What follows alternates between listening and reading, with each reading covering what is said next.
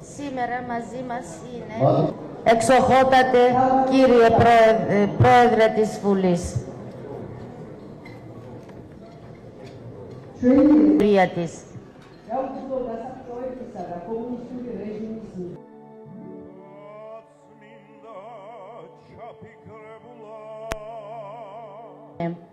Ήτανε τέτοιος να τον έχουμε κι εμείς και όλη η Ορθοδοξία και όλος ο κόσμος για πολλά χρόνια.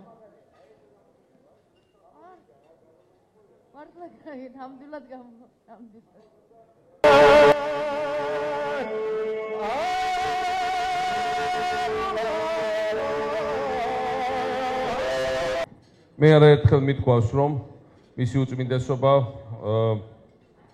ისეთივე მასშტაბის ფიგურაა საქართველოს ისტორიაში, როგორც იყვნენ გადამწყვეტ მომენტებში ჩვენი ეროვნული ლიდერები. მე-19 საუკუნეში, როდესაც ითვლებოდა, რომ ქართული ეროვნული შეგნება უკვე ჩამქრალი იყო, როცა საქართველოს ეროვნული ერთიანობა და იდენტურობა გაქრობის პირას იყო, გამოჩნდა ილია ჭავჭავაძე, უბრალოდ ილია, როგორც მას მოხსენიებდა და მოიხსენიებს ქართველი ერი და მან შეკრა თავის გარშემო იდეა ქართული სახელმწიფოებრივი საქართველოს ერთიანობის. ამგვარად იყო ილია, 20 საუკუნეში გამოჩნდა მეორე ილია მეორე.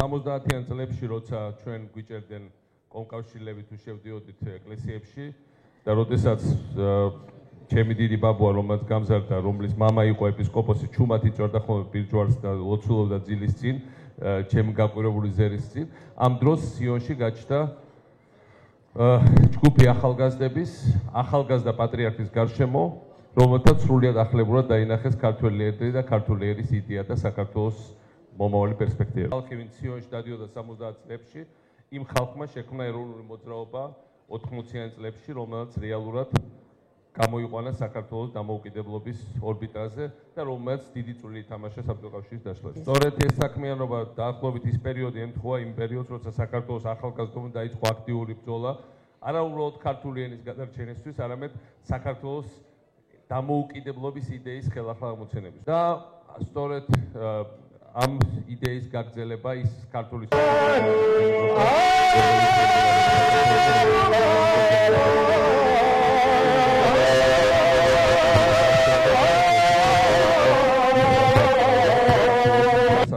და საქართველოს დამკვიდრება მსოფლიო რუკაზე უკვე ახალ ეპოქაში, რაც უკვე შეუქცევადი პროცესია, მის მოუწმინდესობამ დაიწყო, სწორედ მან დაიწყო ჩვენი ქვეყნის მართლმადიდებელ რუკაზე დამკვიდრებით.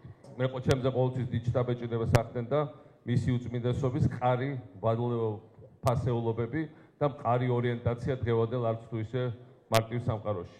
მე კარგად მახსოვს ეკლესიის როლი რამდენიმე თვიანი მასშტაბური რუსული ოკუპაციის დროს 2008 წელს. მე კარგად ვიცი რა შემოთვლები ჰქონდა მისი უწმინდესობისგან, ვიცი ეს კარგად 2008 წლის შემდეგ ოკუპანტი ქვეყნის მხრიდან რომ რაღაცა ესეთი როლი ეთამაშა ეკლესიას, რომელიც გარკვეულ დისტანცირებას მოახდენდა მას საქართველოს დამოუკიდებლობის და ოკუპაციას და არ შერიგების იდეასთან, ამას პატრიარქმა გაცა ძალიან ღირსეული პასუხი და დარწმუნებული ვარ, ღირსეულ პასუხს გასცემს და ჩაერთვება ყველანაირ მცდელობას შეუძლებს საქართველოს უკან რუსეთის ორბიტაზე დაბრუნების. ჩვენი ქრისტიანობა ასევე არის ჩვენი პასპორტი ევროპაში.